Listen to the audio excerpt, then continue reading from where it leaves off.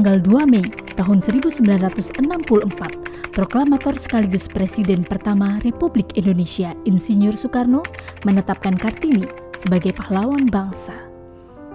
Dan melalui keputusan Presiden nomor 108 tahun 1964, Bung Karno menetapkan hari lahir Kartini yang jatuh pada tanggal 21 April diperingati sebagai hari besar nasional setiap tahunnya.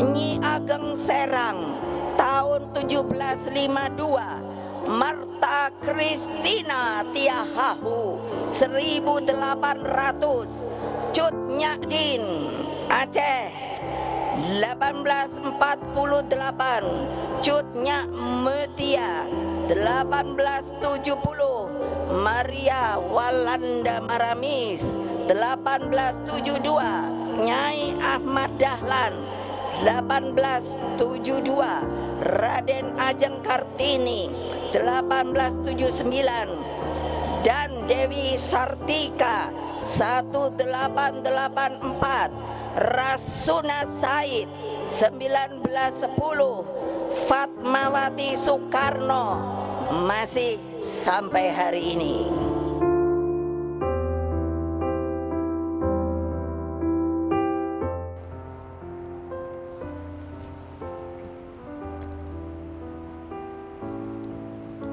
Perempuan tentu harus mampu dan mumpuni untuk menjadi seorang pemimpin. Female leadership di era sekarang ini terus berkembang di lingkungan sekitar kita. Hal ini tentu harus menjadi motivasi untuk para perempuan, khususnya perempuan muda, untuk terus belajar, menjelajahi tantangan baru, dan tidak takut mengambil resiko. Seorang pemimpin perempuan adalah perempuan yang percaya pada potensi dirinya dan terus mengukir prestasi.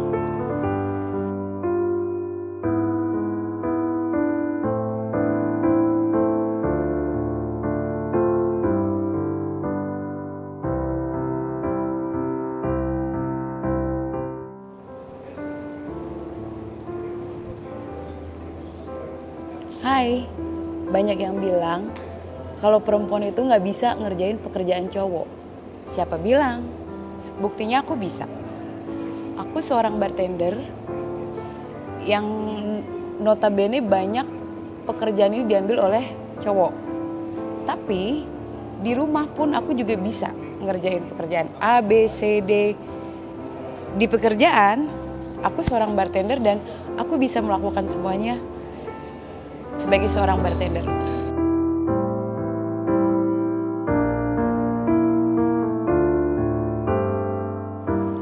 Aku bangga dengan diriku sendiri karena dengan pekerjaan ini aku bisa satu membantu untuk perekonomian keluarga dan satu lagi juga aku bisa menggapai mimpiku memang sebagai seorang bartender yang bisa dibanggakan.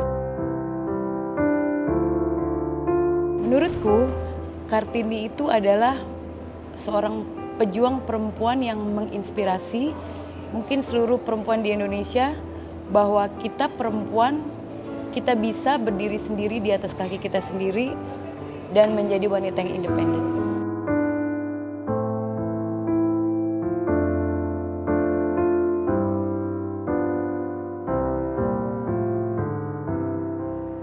Terlahir sebagai perempuan Indonesia, menurut aku bangga banget, bangga sekali.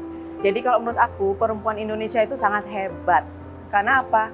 Secara culture, kita memang ada beberapa batasan-batasan yang membuat kita harus mengikuti kebudayaan timur. Tetapi di lain pihak, kita juga mempunyai kebebasan untuk mengembangkan diri kita sendiri, kemudian untuk mencoba hal-hal yang baru, dan tetap tanpa mengurangi kewajiban kita sebagai seorang ibu, sebagai seorang istri di rumah. Jadi memang perempuan pada umumnya dan perempuan Indonesia itu diajarkan untuk tough, untuk fight sebagai fighter, multitasking, dan tetap berusaha selalu untuk mengembangkan dirinya sendiri. Jadi biarpun kita di lain pihak ada seorang ibu, seorang istri, seorang anak, dan seorang perempuan Indonesia yang masih menjunjung tinggi kebudayaan luhur, tetapi kita juga harus tetap menjaga dan memegang kepribadian kita sendiri. Jadi ya, aku jadi seperti sekarang ini, karena aku adalah perempuan Indonesia.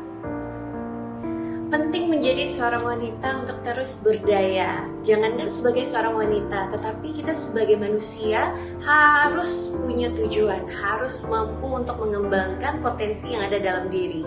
Karena saya yakin bahwa setiap makhluk hidup itu diberkati dengan kelebihan maupun kekurangannya masing-masing. Maka penting sekali kita sebagai perempuan untuk identifikasi kelebihan yang ada dalam diri, lalu kembangkan dan terus upgrade diri. Kemudian tambahkan esensi feminitas yang ada dalam diri kita sebagai perempuan. Contoh, lemah lembut, sensitivitas yang tinggi terhadap sekitar, kemudian rasa empati yang tinggi dalam setiap aspek kehidupan yang kita jalani, sehingga saya percaya bahwa outputnya akan berlipat ganda. Ada emotional touch di dalamnya, sehingga membuat kita sebagai seorang perempuan itu luar biasa dan indah. Menjadi ibu adalah kodrat yang diberikan kepada setiap wanita. Namun sebagai ibu tidak berarti menjadi batasan untuk menentukan masa depannya. Itulah mengapa bagi saya menjadi wanita dan menjadi ibu, it's such a blessing.